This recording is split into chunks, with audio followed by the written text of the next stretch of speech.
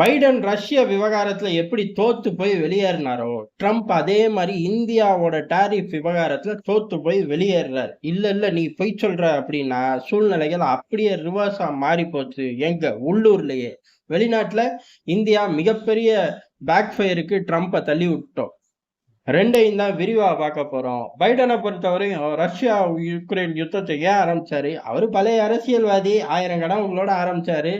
அதுல முக்கியமானது ரஷ்யாவை 40 வருஷம் பின்னோக்கி போட போறேன்னு. 4 வருஷம் கூட பின்னோக்கி போட முடியல. ரஷ்யா 40 வருஷம் முன்னோக்கி தான் போயிருச்சு. அதோட விளைவுதான் தோத்து போய் வீட்டுக்கு போயிட்டாரு. நிக்க கூட முடியல அவரால. பொய் சொல்லாத. அவர் ஹெல்த் கண்டிஷன் நிக்க முடியல. எல்லாத்தையும் கொண்டு வந்து அவர் அக்கௌண்ட்ல ஏத்தாத அப்படின்னு நம்ம ஆட்கள் திட்ட கூட தோணும். ஆனா அது 50% தான். 50% இந்த தோல்விதான் காரணம். அதுக்கு ஈக்குவலா அதை காட்டிலும் ஒரு படி அதிகமாவே ட்ரம்ப் இந்தியா மீது எதுக்கு டாரிஃப் போட்டாரு? சத்தியமா தெரியல. இந்தியா மீது இம்புட்டு வன்மத்தோட டாரிஃப் போடுறதுக்கு எந்த தேவையுமே கிடையாது. ஆனா வெளிப்படையாகவும் மறைமுகமாகவும் இருக்கக்கூடிய காரணம் என்ன?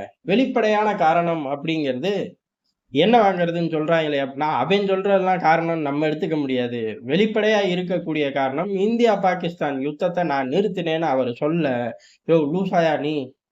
அவன் அடிச்ச அடியில வந்து கால்ல விழுகிறான். அதுக்கப்புறம் போய் தொலைடான்னு நாங்க நிறுத்தினா, நீ என்னையா குறுக்க வர அப்படின்ட்டு நம்ம சொல்லிட்டோம். என்னடா இப்படி அசிங்கப்படுத்திட்டாங்கன்னு விலகி போயிருக்கணும். இல்ல நம்ம பெரிய மனுஷன். திருப்பி 4 தாட்டி சொன்னா ஒத்துக்குவாங்க அப்படின்னு சொல்லி திருப்பி 4 தாட்டி சொன்னாரு. நம்மளும் திருப்பி 4 தாட்டி அதே ஸ்டைல்ல சொல்லிப்புட்டோம். 40 தாட்டி ஆனால் நான் மாற மாட்டேன் அப்படிங்கிற ஸ்டைல்ல அவர் போய்கிட்டு இருக்காரு.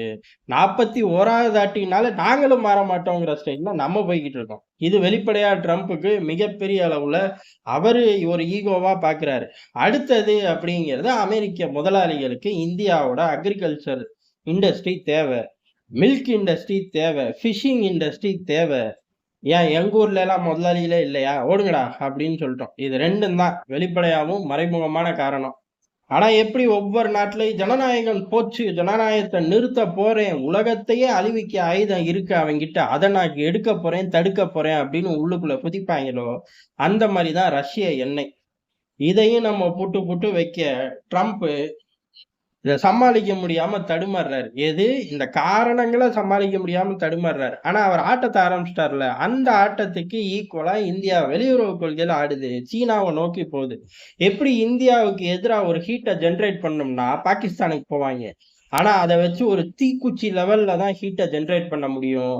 அட்லீஸ்ட் ஊட்டியில குளிர் காயிற மாதிரி ஒரு கேம்ப் ஃபயரை போட்டு ஆட முடியுமான்னு கேட்டா அது கூட முடியாது. ஆனா தற்கூரி பயல்களுக்கு எவனுக்குமே புரிஞ்சுக்க மாட்டேறாங்க. அந்த காலத்துல இருந்து பாகிஸ்தானை வச்சு பூச்சாண்டி காட்டிக்கிட்டே இருந்தாங்க. தீக்குச்சி லெவல்ல என்ன அந்த தீக்குச்சியை உஃப்னு ஊதி அணைக்காம இந்தியா இருந்துச்சு. கடந்த 12 வருஷமா தீக்குச்சியை அணைச்சது மட்டும் இல்லாம அந்த பொருதின கையையும் வெட்டி வீசிட்டோம். இப்ப வா பார்ப்போம் அப்படின்னோடனே ஒரு பயலும் வரதில்லை. ஆனா சீனா அப்படி கிடையாது. அமெரிக்காவுக்கு எதிராக சீனாவை நிறுத்தும் போது அமெரிக்கா கொஞ்சம் தடுமாறி தான் ஆகணும், கொஞ்சம் பயந்து தான் ஆகணும். சீனா தான் டம்மி பீஸுன்னு நம்மளே 1000 தாட்டி பார்த்துருக்கோமே அப்படின்னாலும் டம்மி பீஸு அப்படிங்கிறது இராணுவ ரீதியா, வர்த்தக ரீதியா அவன் வந்து ஒரு திருட்டு பீஸு. ஏன் அப்படின்னா மார்க்கெட்டை ஃப்ளட் பண்ணி விட்டுருவான். உள்ளூர் மார்க்கெட்டை ஃப்ளட் பண்ணிட்டு அதுக்கப்புறம் அவன் படகு ஓட்டுவான், கப்பல் ஓட்டுவான். தேவையே கிடையாது. அந்த படகுலையும் கப்பல்லையும் நம்ம வியாபாரிகளே ஏறி போவாங்க. அந்த அளவுக்கு மார்க்கெட்டோட சைஸ் மாறி போயிடும். அவனோட ஆதிக்கம் ஜாஸ்தி ஆகி போயிடும். இது படிப்படியா ஏற ஏற அமெரிக்காவுக்கு தான் பிரச்சனை. இத முடிவுக்கு கொண்டு வர வேண்டிய நேரத்துலதான் இல்ல நம்மளோட தலையாய கடமை, ஆதி காலத்து கடமை ரஷ்யாவை முடிவுக்கு கொண்டு வர்றது அப்படின்னு தற்கூரித்தனமா பைடன் போனாரு. அந்த ஆளாச்சு தற்கூரித்தனமா போனாரு. ட்ரம்ப் தேவையே இல்லாம சீனாவை தூக்கி எல்லாரும் மடியிலையும் உட்கார வச்சிட்டாரு. லிட்ரலா சொன்னப்போனா அதான் காரணம். எல்லாரும் சீனாவை எட்டி உதச்சிக்கிட்டு இருந்த காலகட்டங்கள்ல இந்த ஆள் தூக்கி பக்கத்துல உட்கார வச்சுட்டாரு. உட்கார வச்சு சாதிக்க முடியுமான்னு கேட்டா சாதிக்க முடியாதுங்கிறது யதார்த்தமான உண்மை. ஆனா அமெரிக்காவை சோதிக்க முடியுமான்னு கேட்டா அதுவும் முடியுங்கிறது யதார்த்தமான உண்மை. நம்ம அந்த கார்டை பிளே பண்ண ஆரம்பிக்கிறோம். இப்ப எடுத்த முடிவு தவறு. இப்ப என்ன பண்றது அப்படின்னு சொல்லி சிந்திச்சுக்கிட்டு இருக்கும்போது ஒரே செய்திகளா வருது. இல்ல நான் கேட்க மாட்டேன் அப்படின்னு வெள்ளை மாளிகையில கையை வச்சு காதை மூடிக்கிறார். ஏன் அப்படின்னா இது பத்தின செய்தி தானே. இந்திய சீனா சந்திக்குது, ரஷ்ய சீனா சந்திக்குது. இந்திய, ஜப்பான் சந்திக்கிறாய்ங்க. "ஏன் நான் கேட்க மாட்டேன்" அப்படிங்கிறாரு. "தயவு செஞ்சு கையெடுங்க சார். புரிஞ்சுக்கங்க நிலைமைய" அப்படின்னு சொல்லி வேற ஒரு செய்திய குடுக்குறாய்ங்க. ஐயா சாமி நம்ம போட்ட டாரிஃப் எல்லாம் செல்லாதுன்னு உத்தரவு போட்டுட்டாய்ங்க நம்ம ஊர்ல நீதிமன்றம்ன்ட்டாய்ங்க. இந்த பயலுகளுக்கு இதே வேலை தான். நான் என்னத்த கொண்டு வந்தாலும் அத ரத்து பண்ணி விட்டுர்றாய்ங்க அப்படின்னு சொல்லி ட்ரம்ப் நெனச்சிருப்பாரு. பரவால்ல அப்பீல் போ அப்டின்ட்டாரு. அப்பீல்லயும் ரத்து பண்ணிட்டாய்ங்க. பரவால்ல நான் திருப்பி அப்பீல் போறேன்ட்டாரு. ஏன்னா அங்கேயும் கீழ் கோர்ட்டு, ஹை கோர்ட் வரையும் தூக்கி வீசிட்டாய்ங்க. சுப்ரீம் கோர்ட்டுக்கு போறார்கள். அங்கேயும் தூக்கி வீசுவார்கள். 10 வருஷம் கழிச்சா அப்டின்னு கேட்டா, இல்ல அடுத்த மாசமே தூக்கி வீசிருவார்களாமா. அதனால ஜம்பம் பலிக்காது. எப்படியா இந்த ஆளுக்கு போட்ட டாரிஃபே செல்லாதுன்ட்டாய்ங்க அப்படின்னு கேட்டா, டாரிஃப் போடுறதுக்கு காங்கிரஸுக்கு தான் உரிமை இருக்கு. அதிபருக்கு உரிமை இல்லை அப்படின்ட்டார்கள். எங்க 2 கோர்ட்லயும் சொல்லிப்புட்டார்கள். ட்ரம்ப் ரெசிப்ரோக்கல் அப்படின்னு சொல்லி ஒரு ஃபார்முலாவ போட்டு பெரிய அளவு பந்தாடிக்கிட்டு இருக்கும்போது, ஃபார்முலா என்னமோ ஓகே தான். அவன் போடுற வரிக்கு நான் போடுறேங்கிறது கரெக்ட் தான். வெளிப்படையா பார்த்தா சூப்பர் கரெக்ட். ஆனா, அத செய்யறதுக்கு உனக்கு உரிமை இல்லப்பா. அத செய்யறக்கு காங்கிரஸுக்கு தான் உரிமை இருக்கு அப்படின்ட்டாரு. அது எப்புட்றா இது தெரியாமயா ட்ரம்ப் போய் மோதியிருப்பாரு? ஏதாச்சும் ஒரு லூப் ஹோல் வச்சிருப்பாரே அப்படின்னு கேட்டா, மனுஷன் வச்சிருக்காரு. எதுவுமே இல்லாம மோதுறதுக்கு அவர் என்ன டம்மி பீஸா? 1000 தான் இருந்தாலும் அண்ணன் அமெரிக்காவோட அதிபர். இவரே அண்ணன் அமெரிக்கா மாரி தான் சுத்திக்கிட்டு இருப்பாரு. எப்ப அதிபரா இல்லாத காலகட்டங்கள்லயும்.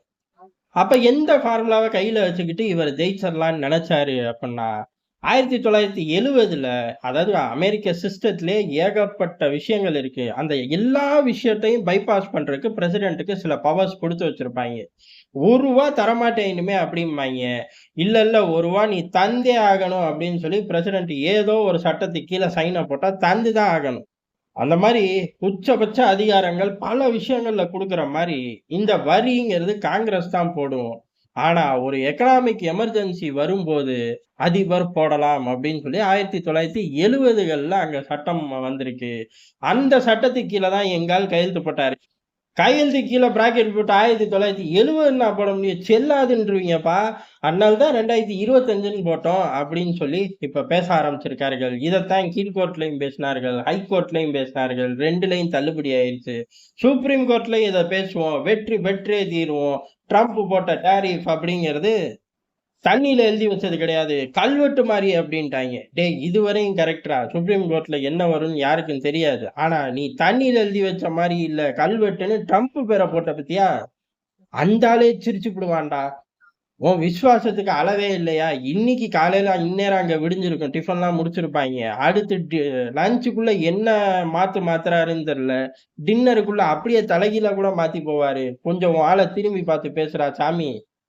அப்படின்னு சொல்ற அளவுக்கு ஆயிப்போச்சு. இப்ப ட்ரேட் வார் எங்க போய் நிக்குது? சத்தியமா அவனுங்களுக்கே தெரியல. எங்கடா நம்ம நிக்கிறோம்? ஆரம்பிச்சு விட்டுட்டோம். ஆரம்பிச்சா எல்லா பயலுகளும் நம்மள நோக்கி ஓடி வருவாய்ங்கன்னா, ஓடி வந்தாய்ங்க. என்னைக்கு இந்த இந்தியா அப்படி டர்ன் எடுத்து காட்டுனானோ, எல்லா பயலும் இப்ப யூ டர்ன் எடுத்துக்கிட்டு இருக்காய்ங்க. நம்ம ஆனா அதே இடத்துல நிக்கிறோம். ஸ்ட்ராங்கா நிக்கிறோம். கட்டாயம் வழிக்கு வந்துதான் ஆகணும். காரணம் நம்ம வல்லரசு அப்படின்னு நினைச்சுக்கிட்டு இருக்கும்போது, நாட்கள் செல்ல செல்ல வழிக்கு வருவார்கள் அப்படின்னு கேட்டா, நாட்கள் செல்ல செல்ல பேக் ஃபயர் ஆகுது உள்ளூருக்குள்ளேயே. போட்ட சத்தமே செல்லாதுன்ட்டு இருக்காய்ங்க அப்படின்னு ட்ரம்பே தலையில கை வைக்கிறார். இந்தியா கூட யுத்தத்த ஆரம்பிக்கிறதுக்கு முன்னாடி அதாவது ட்ரேட் வார் ஆரம்பிக்கிறதுக்கு முன்னாடி 4 தாட்டி யோசிச்சிருக்கணும். ட்ரம்ப் 4 தாட்டி இல்ல.